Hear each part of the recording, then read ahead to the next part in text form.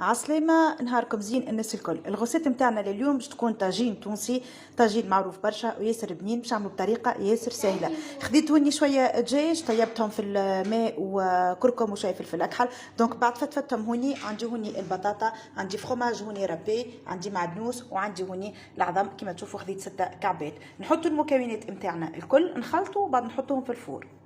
هوني حاطين البطاطا، نضيفو الفرماج رابي نتاعنا، نضيفو المعدنوس، تنجمو تضيفو البصل زاده اذا تحبوا، انا صغار ما يحبوش.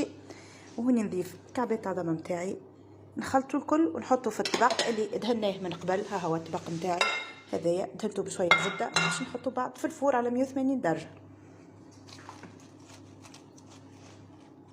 هذايا الطاجين نتاعي. فوحت انا هوني بشويه تبلو كرويه وشويه كركم، واكيد كل واحد والفحات اللي مستانس يستعملها في الطاجين نتاعو. بالنسبه للزينه نتاع الطاجين نتاعي انا هكا اخترت باش ناخذ هوني اصفر عظمه، وباش ناخذ كعبه اخرى.